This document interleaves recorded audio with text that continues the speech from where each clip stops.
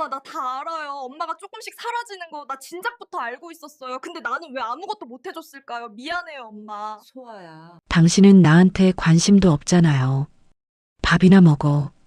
30년을 살았는데 저는 아직도 모르겠어요. 당신이 저를 사람으로 보긴 하는 건지. 두 아이를 둔 가장인데 회사 사정으로 권고사직 당했습니다. 막막한 마음에 시작한 채널인데 여러분의 구독 하나가 저희 가족에게 희망이 됩니다. 구독, 좋아요, 알림 설정 꼭 부탁드려요. 열심히 재밌는 글 만들겠습니다. 그날 아침 저는 처음으로 그 말을 입 밖으로 꺼냈습니다. 남편은 숟가락을 내려놓더니 신문을 집어들었습니다. 대답도 없이, 반박도 없이, 그저 종이 넘기는 소리만 식탁 위에 떠돌았습니다. 저는 그 소리를 들으며 생각했습니다. 아, 이 사람에게 나는 정말 없구나. 공기처럼, 벽지처럼, 아침마다 켜지는 형광등처럼 그냥 있어야 하는 것이지 소중한 것이 아니구나. 오선희, 그게 제 이름입니다. 결혼한 지 30년이 되던 해 가을, 저는 처음으로 제 이름이 낯설게 느껴졌습니다. 오선희, 누군가의 아내, 누군가의 엄마, 누군가의 형수. 그 모든 이름 뒤에 가려진 나는 도대체 누구였을까요? 아침이 되면 일어나 밥을 짓고 빨래를 돌리고 청소를 하고 혼자 점심을 먹고 저녁을 차리고 밤 11시가 넘어 술 냄새를 풍기며 들어오는 남편의 구두를 가지런히 정리하는 것. 그게 제 하루의 전부였습니다. 아이들이 집을 떠난 건 벌써 몇 년 전의 일입니다. 딸 소아가 먼저 나갔고 아들 재호가 뒤를 이었습니다. 그 아이들이 떠나던 날 저는 웃으며 손을 흔들었습니다. 잘 가라, 잘 살아라. 그런데 현관문이 닫히고 엘리베이터 소리가 멀어지던 그 순간 제 가슴 한구석에서 무언가가 조용히 무너져 내렸습니다. 소리도 없이 먼지처럼 넓어진 아파트가 그렇게 낯설 수가 없었습니다. 40평이 넘는 공간에 두 사람만 남았는데 그 두 사람이 오히려 더 멀게 느껴졌습니다. 남편 윤창호는 아이들이 독립한 뒤에도 달라진 것이 하나도 없었습니다. 새벽같이 나가고 늦은 밤에 들어오고 주말엔 골프나 지인 모임으로 자리를 비웠습니다. 저한테 말을 거는 횟수가 하루에 5번을 넘은 날이 손에 꼽을 정도였습니다. 저는 가끔 거울 앞에 섰습니다. 50대 중반의 얼굴, 주름이 늘었지만 나쁘지 않은 인상. 그런데 눈이 문제였습니다. 생기가 없었습니다. 반짝임이 없었습니다. 마치 오래된 수족관 유리처럼 안쪽이 아무것도 없는 것 같은 눈. 저는 그 눈을 보다가 조용히 거울에서 돌아섰습니다. 마주하기가 두려웠으니까요. 그날 남편이 무표정하게 신문을 넘기던 그 아침, 저는 처음으로 스스로에게 물었습니다. 나는 지금 살고 있는 건가 아니면 버티고 있는 건가? 대답은 쉽게 나오지 않았습니다. 아니, 사실은 너무 빠르게 나왔습니다. 그래서 더 무서웠습니다. 창밖으로 가을 햇살이 아파트 거실 마루에 길게 드리워졌습니다. 노란 빛이 따뜻해 보였습니다. 하지만 저는 그 빛 속에 서 있으면서도 조금도 따뜻하지 않았습니다. 온기라는 것이 기억 속에서 점점 흐릿해지고 있었습니다. 누군가가 내 이름을 다정하게 불러준 게 언제였는지, 누군가가 내 눈을 보며 진심으로 웃어준 게 언제였는지 기억이 나지 않았습니다. 30년이었습니다. 30년을 저는 이 집에서 이 가족을 위해 저를 지워가며 살아왔습니다. 그리고 그 30년의 끝에서 저는 문득 깨달았습니다. 나는 너무 오랫동안 나를 잃어버린 채 살았다는 것을. 그 깨달음이 슬프지 않았다면 거짓말이 되겠지요. 그런데 이상하게도 그것보다 더 무서운 감정이 있었습니다. 바로 이 상태가 앞으로도 계속될 것 같다는 그 익숙함이었습니다. 설 연휴가 사흘 앞으로 다가왔습니다. 저는 그 전날 밤부터 제수 음식을 준비하기 시작했습니다. 떡국떡을 물에 불리고 전 재료를 손질하고 나물을 무치고 손이 쉴 틈이 없는데도 머릿속은 이상하게 고요했습니다. 아무 생각도 나지 않았습니다. 정확하게는 생각할 것이 없었습니다. 그저 손이 기억하는 대로 움직이고 있을 뿐이었습니다. 30년 동안 반복해온 몸의 기억. 그게 저였습니다. 남편은 거실 소파에 누워 텔레비전을 보고 있었습니다. 뉴스 소리가 부엌까지 들려왔습니다. 저는 등을 돌린 채 야채를 썰면서 생각했습니다. 저 사람은 지금 저기 있고 나는 여기 있는데 우리 사이가 왜 이렇게 먼 것처럼 느껴질까요? 몸은 같은 공간에 있는데 마음은 이미 다른 방향을 보고 있는 것 같았습니다. 그때 핸드폰이 울렸습니다. 모르는 번호였다면 받지 않았을 겁니다. 그런데 화면에 뜬 이름 세 글자. 윤창석. 시동생이었습니다. 저는 잠시 멈칫했습니다. 창석은 자주 연락하는 사람이 아니었습니다. 지난 명절에도 혼자 보냈고 그 전 명절에도 혼자였다고 들었습니다. 이혼한 뒤로 가족 모임에서도 슬그머니 빠지는 날이 많아졌습니다. 남편이 가끔 걱정했습니다. 혼자 잘 지내는지 모르겠다고. 그런데 정작 전화를 해보거나 찾아가거나 하지는 않았습니다. 저는 통화 버튼을 눌렀습니다. 창석의 목소리는 생각보다 더 조용했습니다. 어딘가 힘이 빠진 것 같은 억지로 밝게 꾸미려다 반쯤 실패한 목소리였습니다. 명절에 찾아가도 되겠냐고 물었습니다. 혼자 있기가 좀 그렇다고 그 말 한마디를 겨우 꺼내는 것처럼 들렸습니다. 저는 전화를 끊고 한동안 핸드폰을 손에 쥔 채 서 있었습니다. 혼자 있기가 좀 그렇다. 그 말이 유난히 마음에 걸렸습니다. 왜 그랬을까요? 아마도 그 말이 제 마음속 어딘가에 있던 말과 너무 닮아 있었기 때문이었을 겁니다. 저도 혼자였으니까요. 사람들 속에서 가족이라는 울타리 안에서 매일같이 혼자였으니까요. 거실에서 남편이 덤덤하게 말했습니다. 오라고 해, 형수가 밥이나 잘 차려줘. 딱 그 한마디였습니다. 고마워 보이지도 않았고 안타까워 보이지도 않았습니다.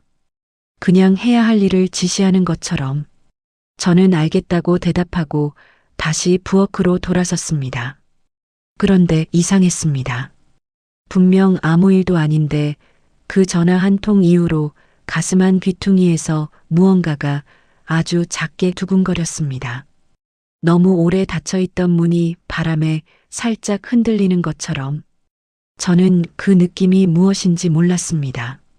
아니, 알고 싶지 않았습니다.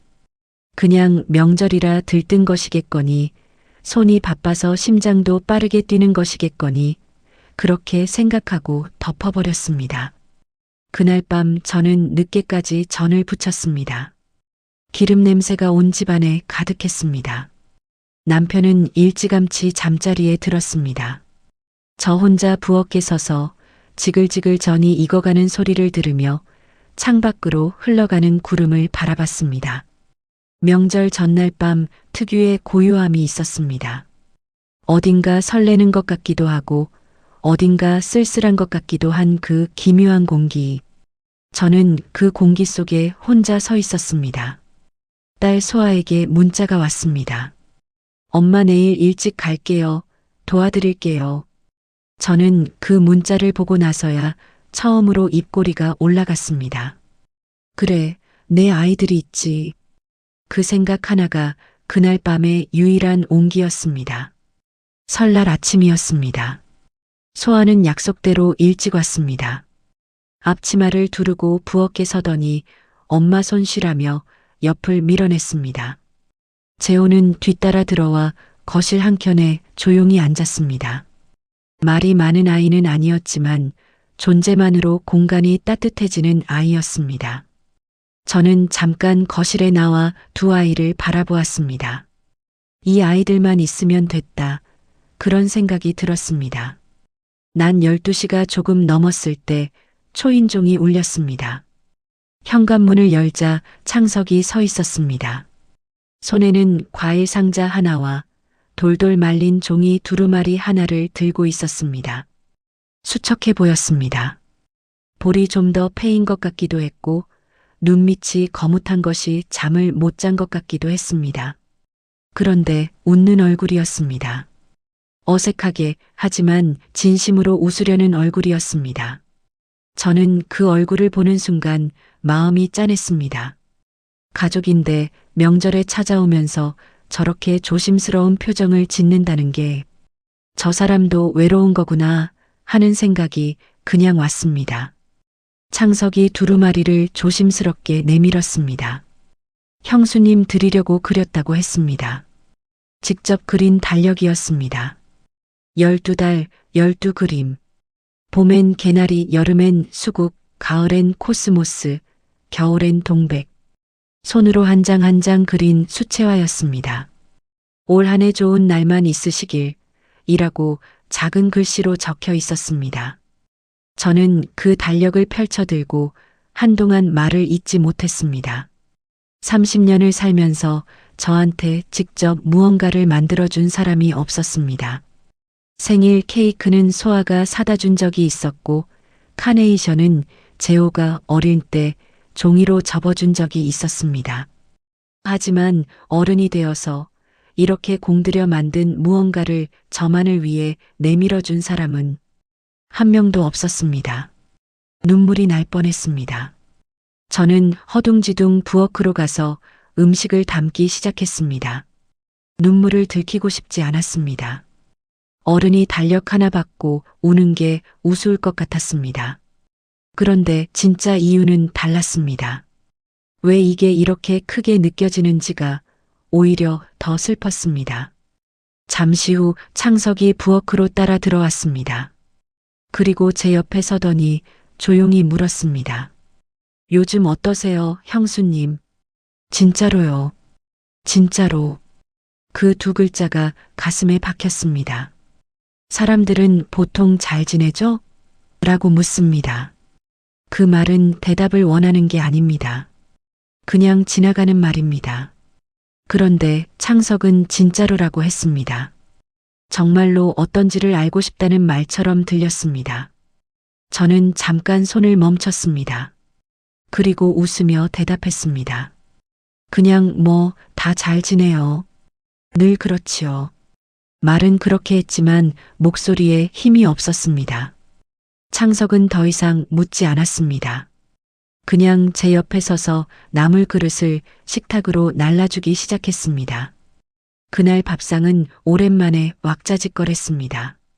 소아가 이런저런 이야기를 꺼냈고 재호는 웃다가 사례가 들렸습니다. 창석은 소아의 농담에 한박웃음을 터뜨렸습니다. 남편은 여전히 TV에 눈을 주고 있었지만 분위기만큼은 오랜만에 살아있었습니다. 저는 그 풍경을 바라보면서 생각했습니다. 이런 거였구나. 이런 게 밥상이었구나. 저녁을 먹고 창석이 일어서려 할 때 딸 소아가 슬쩍 저를 보며 작게 웃었습니다. 엄마 오늘 표정이 좀 달라요. 하고 나중에 문자가 왔습니다. 저는 그 문자를 보고 핸드폰을 덮었습니다.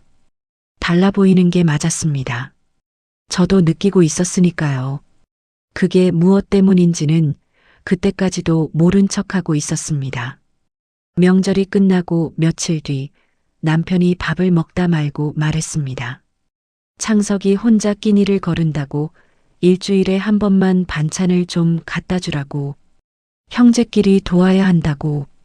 저는 고개를 끄덕였습니다. 그 말에 특별한 감정을 얹지 않으려 했습니다. 그냥 시킨 일을 하는 것처럼 가족으로서 마땅히 해야 할 일처럼 그렇게 생각하기로 했습니다. 첫 번째 목요일 저는 반찬통 몇 개를 챙겨 버스를 탔습니다. 창석의 빌라는 지하철역에서 2정거장 거리였습니다. 낡은 4층짜리 건물, 3층 끝집. 초인종을 누르기 전에 저는 잠깐 멈췄습니다. 왜 멈췄는지 모르겠습니다. 아무것도 아닌 일인데 이상하게 숨을 한번 고르게 됐습니다. 창석은 이미 나와 있었습니다. 현관 앞 복도에서 기다리고 있었습니다. 반찬통을 건네고 금방 돌아가려 했습니다. 그런데 창석이 말했습니다. 따뜻할 때 같이 드시고 가세요, 형수님. 저는 잠깐 고민했습니다. 들어가도 되나, 안 들어가도 되나? 그냥 가는 게 맞는 것 같은데. 그런데 발이 움직이질 않았습니다. 어쩌면 집으로 돌아가는 그 버스 안에서 다시 혼자가 되는 것이 싫었는지도 모릅니다. 저는 결국 안으로 들어갔습니다. 창석의 집은 작고 소박했습니다. 거실 한쪽 벽이 통째로 작업실이었습니다. 물감 자국이 묻은 이젤, 크고 작은 캔버스들, 붓이 꽂힌 유리컵들. 어지러운 것 같으면서도 왠지 생기가 있었습니다. 이 사람은 여기서 혼자 이걸 하고 있었구나. 그 생각이 들었습니다. 밥상은 소박했습니다. 제가 가져간 반찬에 창석이 지은 쌀밥 2그릇. 낡은 책상 앞에 나란히 앉아 먹었습니다. 처음엔 어색해서 아무 말도 안 했습니다. 숟가락 소리만 났습니다. 그런데 그 침묵이 이상하게 불편하지 않았습니다. 저는 문득 깨달았습니다. 내가 누군가와 제대로 마주 앉아 밥을 먹은 게 얼마만인지. 남편과는 같은 식탁에 앉아도 각자 다른 곳을 보고 있었으니까요. 그 이후로 목요일이 오기 시작했습니다. 매주 같은 시간, 같은 버스, 같은 골목. 반찬통을 들고 걷는 그 길이 어느 순간부터 가벼워졌습니다. 발걸음이 빨라졌습니다. 가끔은 전날 밤부터 어떤 반찬을 만들어 갈지 생각했습니다. 창석이 좋아하는 것, 저번에 맛있다고 했던 것, 이번엔 새로운 걸 해볼까? 그 생각을 하면서 부엌에 서 있는 시간이 이상하게도 오랜만에 즐거웠습니다. 어느 날 창석이 작업실 한 구석에 의자를 끌어당기며 앉아보라고 했습니다. 오늘 수업에서 쓴 수채화 재료가 있는데 한번 해보시겠냐고.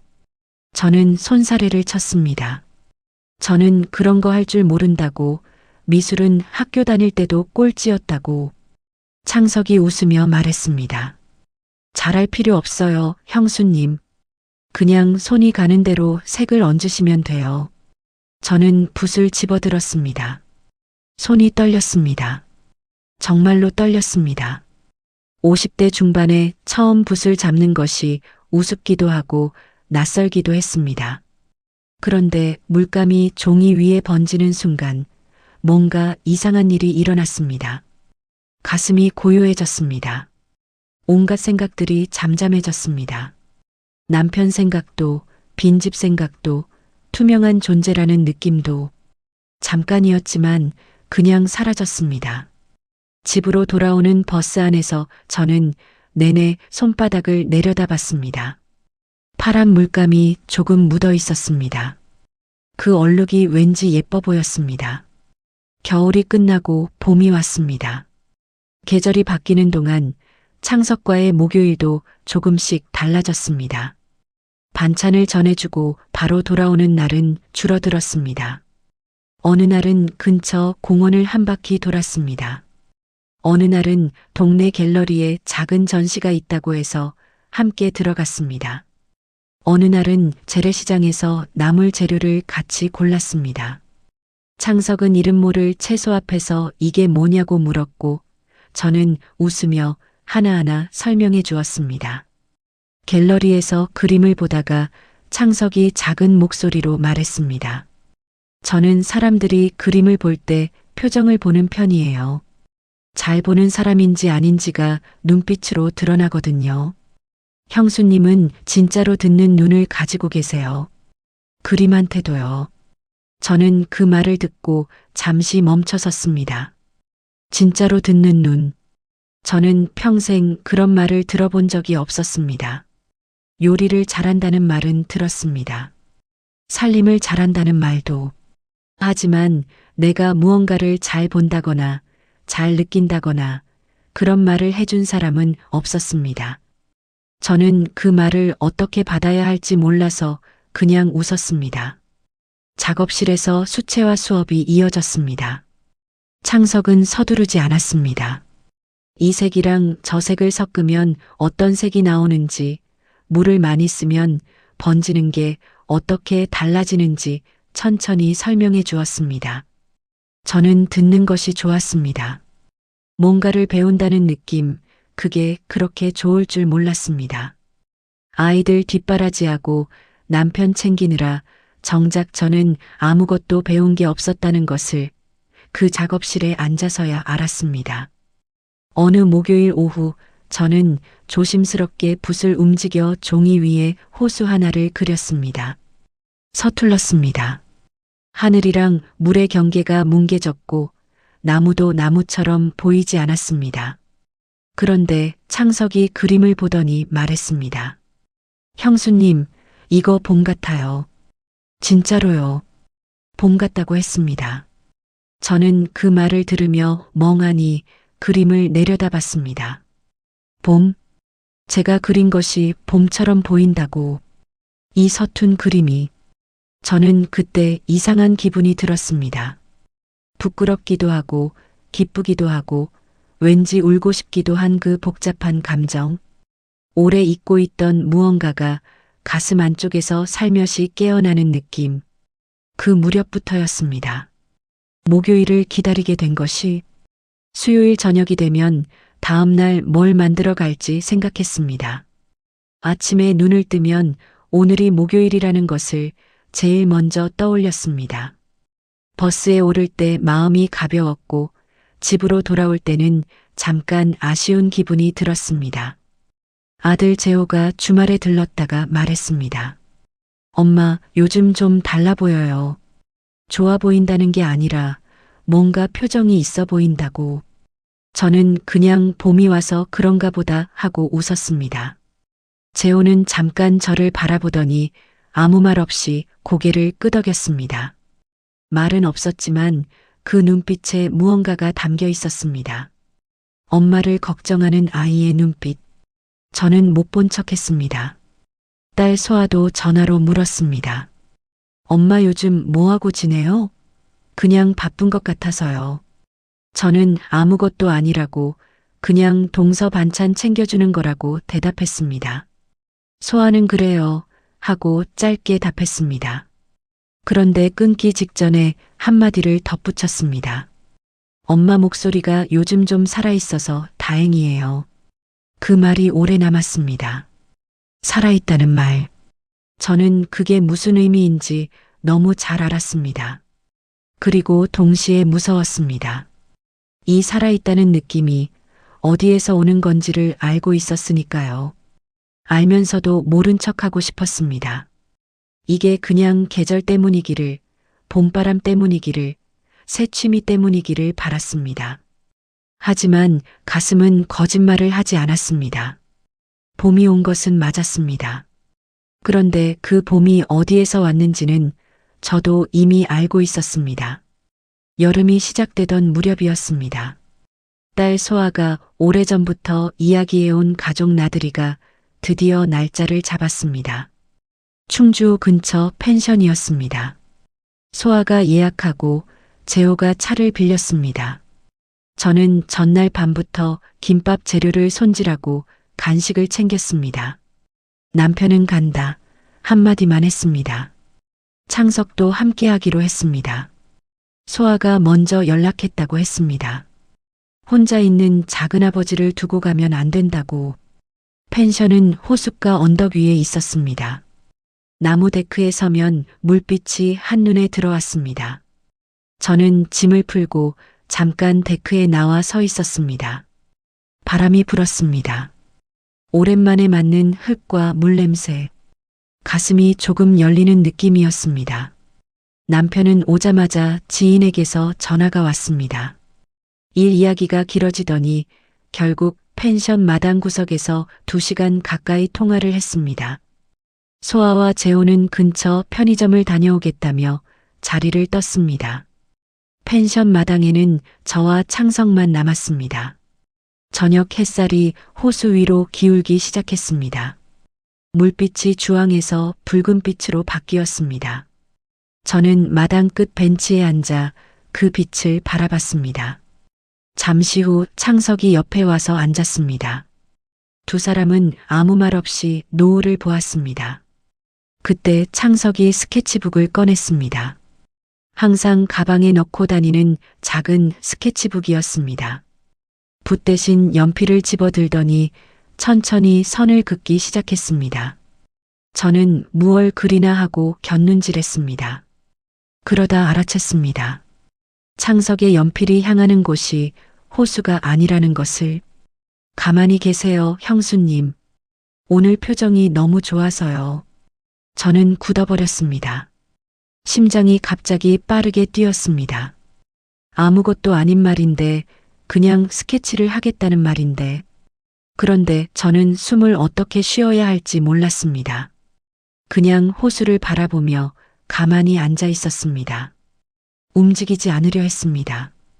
연필 긋는 소리가 조용하게 들렸습니다. 얼마쯤 지났을까요? 창석이 스케치북을 내밀었습니다. 노을을 등지고 앉은 여자의 옆모습이 있었습니다. 선이 단순했지만 표정이 살아있었습니다. 눈이 먼 곳을 보고 있는 아주 조용하고 고요한 얼굴이었습니다. 저는 그게 저라는 게 믿어지지 않았습니다. 나한테 저런 얼굴이 있었나? 저런 눈빛이. 그 순간 뒤에서 발소리가 들렸습니다. 소아였습니다. 손에 음료수 2개를 들고 걸어오다가 벤치 앞에서 멈췄습니다. 저와 창석, 그리고 창석의 손에 들린 스케치북을 차례로 봤습니다. 짧은 침묵이 흘렀습니다. 소아의 표정이 뭔가를 읽으려는 듯 살짝 굳었습니다. 저는 아무렇지 않은 척 웃으며 손을 들어 소아를 불렀습니다. 음료수 사왔어? 마침 목 말랐는데. 소아는 음료를 건네며 웃었습니다. 하지만 저는 알았습니다. 그 눈빛이 그냥 지나치는 눈빛이 아니라는 것을. 엄마를 오래 봐온 아이의 눈이었습니다. 아무것도 말하지 않았지만 무언가를 느꼈다는 것을 저도 느꼈습니다. 그날 밤 저는 잠을 이루기 힘들었습니다. 나는 왜 그때 굳어버렸을까? 스케치를 한다는 말이 왜 그렇게 크게 들렸을까? 저는 답을 알고 있었습니다. 알면서도 자꾸 외면했습니다. 눈을 감으면 호수 위에 노을이 보였습니다. 그리고 그 옆에 조용히 앉아 연필을 쥐고 있던 사람이. 저는 새벽까지 천장을 바라보았습니다. 나들이에서 돌아온 지 사흘째 되던 날 저녁이었습니다. 딸 소아에게서 전화가 왔습니다. 잠깐 들러도 되냐고 물었습니다. 목소리가 평소와 달랐습니다. 가볍지 않았습니다. 저는 그냥 와라고 대답하면서 가슴이 조금 내려앉는 것을 느꼈습니다. 소아가 현관문을 열고 들어왔을 때 재호도 함께였습니다. 두 아이가 같이 오는 일은 드물었습니다. 소파에 나란히 앉은 두 아이를 보면서 저는 이미 알았습니다. 오늘이 보통 날이 아니라는 것을. 소아가 먼저 입을 열었습니다. 엄마, 나 그날 봤어요. 펜션에서. 저는 아무 말도 못했습니다. 소아가 계속했습니다. 따지려고 온 게 아니에요. 진짜로요. 그러더니 소아가 울었습니다. 말도 없이 갑자기 눈물이 흘렀습니다. 손으로 얼굴을 가리고 소리 없이 우는 딸을 보면서 저는 가슴이 찢어지는 것 같았습니다. 소아야. 목소리가 나오지 않았습니다. 소아가 울먹이며 말했습니다. 엄마가 그렇게 오래 외로웠는데 나는 왜 몰랐을까요? 엄마 옆에 맨날 있었는데 왜 한 번도 진짜로 어떠냐고 못 물어봤을까요? 미안해요, 엄마.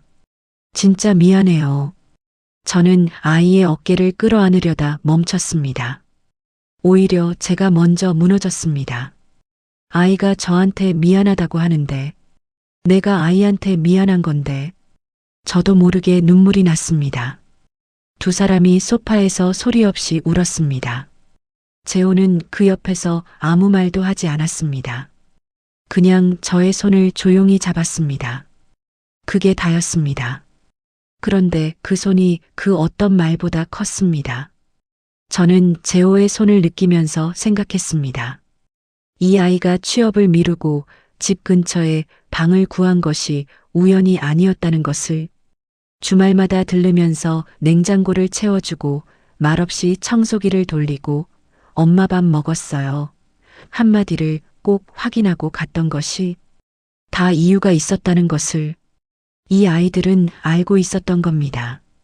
엄마가 힘들다는 것을 말하지 않아도 오래전부터. 저는 그 자리에서 처음으로 아이들 앞에서 솔직해졌습니다. 엄마가 많이 외로웠다고, 투명한 것 같았다고, 아무도 엄마를 사람으로 보지 않는 것 같은 날들이 있었다고 말하면서 눈물이 계속 났습니다. 30년치가 한꺼번에 나오는 것 같았습니다. 그날 밤 남편이 돌아오기 전에 아이들은 돌아갔습니다. 현관문이 닫히고 저는 한참을 소파에 앉아 있었습니다. 눈이 부어 있었지만 이상하게 마음은 조금 가벼웠습니다. 비워야 가벼워지는 것이 눈물만이 아니었습니다. 말도 그랬습니다. 오래 삼켜온 말을 꺼내고 나면 조금은 숨이 쉬어졌습니다. 그런데 그날 밤 늦게 창석에게서 문자가 왔습니다. 형수님, 제가 제주도 미술학교로 자리를 옮기게 됐어요. 다음 달 초에 내려갑니다. 저는 핸드폰을 테이블 위에 내려놓았습니다. 그리고 한동안 꼼짝도 하지 않았습니다. 창밖에는 여름 밤바람이 불고 있었습니다. 나뭇잎 흔들리는 소리가 들렸습니다. 저는 그 소리를 들으면서 눈을 감았습니다. 가슴 한가운데에서 묵직한 것이 천천히 가라앉는 느낌이 들었습니다. 창석이 제주도로 내려간다는 문자를 받고 저는 사흘을 멍하게 지냈습니다. 밥을 차렸지만 맛을 몰랐습니다. 청소를 했지만 무엇을 치웠는지 기억이 나지 않았습니다. 남편은 여느 때처럼 늦게 들어왔고 저는 여느 때처럼 현관 앞에 구두를 가지런히 놓았습니다. 모든 것이 똑같이 돌아가고 있었지만 내 안에서 무언가가 조용히 흔들리고 있었습니다. 사흘째 되던 밤이었습니다. 잠을 이루지 못하고 거실로 나왔습니다. 불을 켜지 않은 채 부엌 식탁 앞에 앉았습니다. 달빛이 창문으로 들어와 식탁 위에 길게 깔렸습니다. 저는 그 빛을 바라보며 생각했습니다. 창석이 떠나면 목요일은 어떤 날이 될까? 다시 아무것도 아닌 날이 되겠지. 버스를 탈 이유도, 붓을 잡을 이유도, 봄 같다는 말을 들을 이유도 없어지겠지. 그때 방문이 열렸습니다. 소아였습니다. 자다가 눈이 떠졌다고 했습니다. 엄마 불 켜는 소리를 들었다고. 저는 아무것도 아니라고 말하려다 말았습니다. 소아는 이미 제 옆에 앉고 있었습니다. 두 사람은 냉장고에서 식혜를 꺼내 마셨습니다. 한동안 아무 말이 없었습니다. 새벽 2시의 부엌은 이상하게 솔직한 공간이었습니다. 낮에는 못하는 말이 새벽엔 나왔습니다. 저는 천천히 말했습니다. 창석 씨가 제주도로 간다고 했어. 소아는 알고 있었다는 듯 조용히 고개를 끄덕였습니다. 그리고 물었습니다. 엄마는 어때요? 그 말 듣고 저는 잠깐 멈췄습니다. 솔직하게 말하자 싶었습니다. 이 아이한테만큼은 좀 허전하다. 그냥 많이. 저는 짧게 말했습니다. 소아가 식혜 컵을 두 손으로 감싸며 물었습니다. 엄마, 그분이 좋았던 거예요? 저는 대답하지 않았습니다. 한참 달빛을 바라봤습니다. 그러다 말했습니다. 좋았던 게 아니라 그 사람 옆에 있으면 내가 있는 것 같았어. 사람인 것 같았어. 오랫동안 나는 없었거든. 이 집에서. 소아의 눈에 눈물이 고였습니다. 엄마, 그 마음 잘못된 거 아니에요. 엄마도 사람인데 30년을 우리한테만 살았잖아요. 이제는 엄마 자신을 위해서 사세요. 뭐든 엄마가 하고 싶은 거, 엄마가 좋아하는 거, 그걸 하면서 사세요. 제발이요. 저는 그 말을 듣는 순간 눈물이 쏟아졌습니다. 오래 참은 눈물이 한꺼번에 나왔습니다. 소아가 저의 손을 꼭 잡았습니다. 두 사람은 새벽 식탁에 마주 앉아 한참을 울었습니다. 동이 틀 무렵 소아가 말했습니다. 엄마, 그림 계속 그려요. 그거 엄마한테 잘 어울려요. 저는 고개를 끄덕였습니다. 눈이 부었고 머리가 무거웠지만 가슴은 이상하게도 처음으로 자리를 잡은 것 같았습니다. 30년 동안 가족이라는 이름으로 눌러왔던 것들이 그 새벽 식탁 위에서 조금씩 녹아내렸습니다. 창석이 떠나는 날 아침이었습니다. 저는 새벽같이 일어났습니다. 도시락을 싸는 것처럼 익숙한 손으로 주먹밥 2개를 쌌습니다. 창석이 긴 이동을 하는 날이었으니까요. 아무것도 안 챙겨갈 것 같아서 그게 전부라고 생각했습니다. 그냥 마지막으로 챙겨주는 것. 형수로서 할 수 있는 마지막 일. 고속버스 터미널 근처 작은 카페였습니다. 창석이 먼저 와 있었습니다. 캐리어 2개가 옆에 세워져 있었습니다. 저를 보자 일어났습니다. 두 사람은 마주 보았습니다. 뭐라고 시작해야 할지 몰랐습니다. 커피를 시켜 마주 앉았습니다. 창석이 먼저 말했습니다. 형수님, 많이 불편하게 해드렸죠. 저는 고개를 저었습니다. 창석이 다시 물었습니다. 후회하세요. 저 알게 된 거요. 저는 커피잔을 내려놓고 창석을 바라봤습니다. 그리고 조용히 웃었습니다. 아니요. 단 한 번도요. 덕분에 내가 아직 살아있다는 걸 알았어요. 50이 넘어서야. 창석의 눈빛이 흔들렸습니다. 잠시 후 가방에서 스케치북을 꺼냈습니다. 그날 충주호 펜션에서 그린 그림이었습니다. 노을을 등지고 앉은 여자의 옆모습. 저는 그 그림을 보는 순간 숨이 잠깐 멎었습니다. 가져가세요. 형수님이 제일 예쁜 날이었어요. 그날이 제 기억에서 제일 오래 남을 것 같아요. 저는 두 손으로 그림을 받았습니다. 가슴에 꼭 안았습니다. 말이 나오지 않았습니다. 창석도 말이 없었습니다. 카페 안에 잔잔한 음악이 흘렀습니다. 두 사람은 그냥 커피가 식어가는 것을 바라봤습니다. 버스 출발 시간이 가까워졌습니다. 저는 주먹밥 봉지를 내밀었습니다.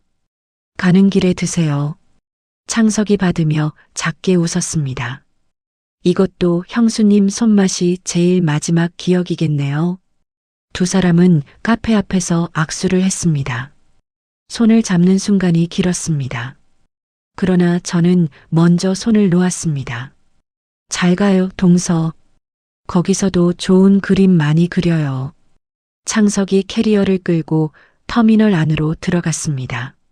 저는 유리문 너머로 그 뒷모습이 사라질 때까지 서 있었습니다. 돌아서지 않았습니다. 마지막까지 봐야 할 것 같았습니다. 그래야 제대로 보낼 수 있을 것 같았습니다. 뒷모습이 완전히 사라지고 나서야 저는 돌아섰습니다. 발걸음이 이상하게 가벼웠습니다. 슬프지 않다고 하면 거짓말이 되겠지만 그 슬픔이 부서지는 게 아니라 정리되는 느낌이었습니다.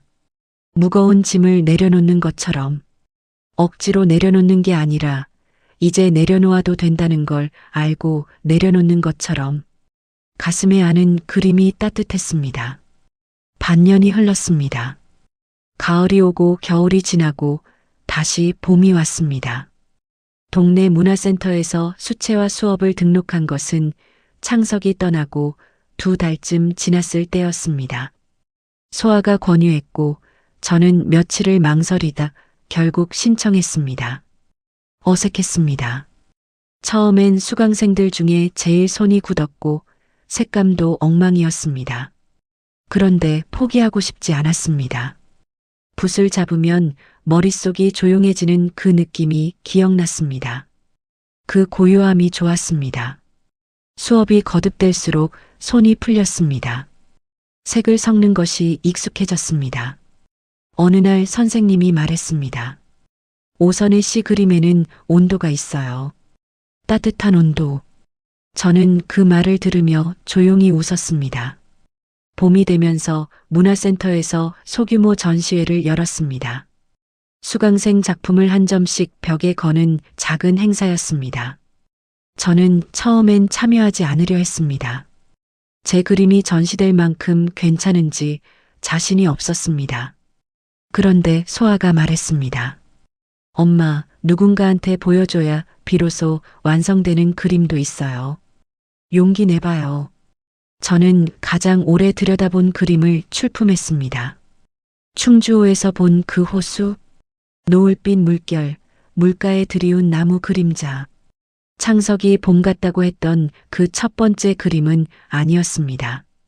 그건 너무 서툴렀습니다. 그 이후에 다시 그린 좀 더 저다운 그림이었습니다. 제목을 적는 칸에 저는 오래 생각하다 썼습니다. 봄날의 호수. 전시회 날 소아와 재호가 꽃다발을 들고 왔습니다. 재호는 양손 가득 꽃을 들고 있었습니다. 취업한 지 얼마 안 됐는데 이 많은 꽃을 어디서 샀냐고 했더니 엄마 그림 보러 오는데 당연하죠 라고 했습니다. 그 말에 웃음이 터졌습니다. 소아가 벽에 걸린 그림 앞에 서서 한참을 봤습니다. 그러더니 고개를 돌려 저를 보며 웃었습니다. 엄마, 나 눈물 날 것 같아요. 진짜로. 재호가 옆에서 코를 훌쩍이며 맞장구를 쳤습니다. 저는 두 아이의 손을 하나씩 잡았습니다. 말이 필요 없었습니다. 남편 창호는 늦게 왔습니다. 전시회가 거의 끝날 무렵이었습니다. 양복 차림에 어색하게 서서 그림 앞에 잠시 섰습니다. 저는 그를 바라봤습니다. 무슨 말을 할까? 아무 말도 안 할 수도 있다 생각했습니다. 늘 그랬으니까요. 그런데 창호가 조용히 말했습니다. 잘 그렸네. 딱 그 한마디였습니다. 예전에 저였다면 그 한마디에 목이 메었을 겁니다. 더 해줘, 더 말해줘 하고 바랐을 겁니다. 그런데 그날은 달랐습니다. 저는 그냥 고개를 끄덕였습니다. 감사하다고 짧게 말했습니다. 그리고 아이들 쪽으로 몸을 돌렸습니다. 더 이상 그 한마디에 목마르지 않았습니다. 그게 가장 큰 변화였습니다. 창밖으로 봄바람이 불었습니다. 문화센터 입구에 심어진 벚나무에서 꽃잎이 한 장 날렸습니다. 저는 그 꽃잎이 바람에 실려 멀어지는 것을 바라봤습니다. 멀어지면서도 예쁜 것들이 있었습니다. 잡을 수 없어도 아름다웠던 것들이. 핸드폰을 꺼냈습니다. 오래 생각했다가 짧은 문자를 보냈습니다. 수신이는 창석이었습니다. 오늘 제 그림이 전시됐어요. 제목은 봄날의 호수예요. 잘 지내죠? 답장은 1시간 뒤에 왔습니다. 형수님, 정말 잘하셨어요. 꼭 보고 싶네요. 거기서도 좋은 봄 보내세요. 저는 그 문자를 한번 읽고 핸드폰을 가방에 넣었습니다. 미소가 났습니다. 오래 안고 가야 할 것들은 안고, 이제는 내려놓을 수 있는 것들은 내려놓은 뒤에 오는 그 미소였습니다. 소아가 팔짱을 끼며 말했습니다. 엄마, 다음 작품은 뭐 그릴 거예요? 저는 잠깐 생각했습니다. 그리고 말했습니다. 여름 그려야죠. 이제 여름이 오니까. 우리는 꽃다발을 들고 봄 햇살 속으로 걸어 나갔습니다. 발걸음이 가벼웠습니다. 나는 이제 내 인생을 살기로 했다. 그 말을 소리내어 하지 않아도 됐습니다. 몸이 이미 알고 있었으니까요. 봄이었습니다. 오선이의 봄이었습니다.